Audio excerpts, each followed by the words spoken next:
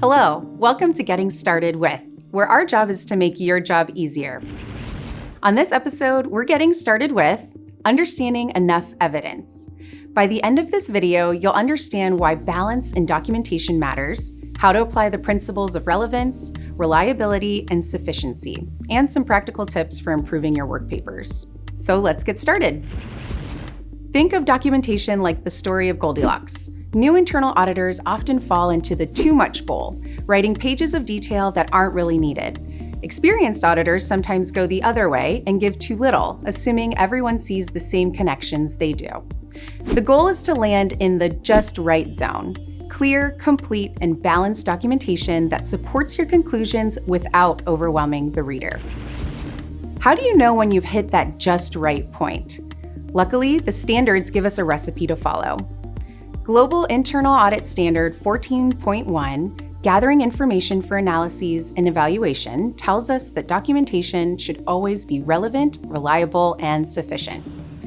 These three principles are your roadmap for deciding when you've got enough evidence. Let's start with relevant. The standards require that documentation be relevant, meaning it's consistent with engagement objectives, stays within the scope, and contributes to your results. In other words, relevant documentation is the stuff that matters. It connects directly to your audit's objectives, stays within scope, and actually helps you build your results. So be sure to ask, does this documentation meet the engagement's objectives? Is it within scope? Does it support my conclusion, or is it just background filler? For instance, writing 5 pages on how payroll works may look thorough, but if you only tested one control, all that extra detail isn't relevant. It's just noise. The next principle is reliable. The standards require that documentation be reliable, so factual and current. Internal auditors are expected to use professional skepticism to decide whether information is reliable. Reliability is strengthened when it's obtained directly by the auditor, from an independent source, corroborated or drawn from a system with strong governance and controls. In other words, reliable documentation is trustworthy. It's up to date, fact-based, and something you can stand behind. So be sure to ask, is this information accurate? Is it current? Where did it come from? Did I collect it myself? Is it from an independent source? Or is it backed up by a system with strong controls? For instance, a system-generated report is reliable, but a casual "don't worry, it's fine" from a manager, that's not reliable documentation. The final principle is sufficient. The standards require that documentation be sufficient, meaning it allows you to perform analyses and complete evaluations, and it provides enough detail that a prudent, informed, and competent person could repeat your steps and reach the same conclusion. In other words, sufficient documentation means you've gathered enough. It gives you the ability to analyze, draw conclusions, and provide a clear trail for another auditor to follow.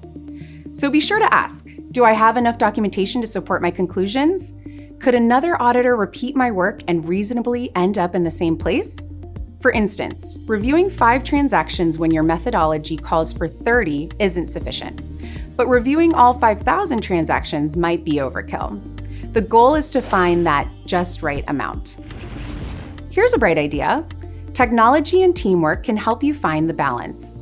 If your organization allows it, AI tools can check your documentation against standards or best practices. Or you can ask a teammate or QA reviewer for feedback. Sometimes just one extra set of eyes is enough to show if you've gone too far or not far enough. So what happens if your evidence isn't relevant, reliable, or sufficient? The standards tell us you have 2 options: gather additional information, or if that's not possible, identify the lack of evidence as a potential finding. In other words, incomplete or weak evidence is a red flag. Your job as an internal auditor is to recognize it and respond appropriately. Here's a pro tip. If you're unsure what's enough, check your department's methodology. It often provides clear guidance on sampling, evidence, and documentation expectations. Let's recap. Documentation is essential, but balance is key to good evidence. Keep it relevant, reliable, and sufficient. Avoid rabbit holes, follow your department's methodology, and remember, your goal is to make sure others can follow your logic to the same conclusion. Thanks for watching Getting Started With, Understanding Enough Evidence. Next, be sure to check out our episodes on planning, documentation, and writing an audit finding to see how good evidence leads to clearer findings and stronger reports. You can find these episodes and other helpful resources, including tools, podcasts, and trainings, at the links below.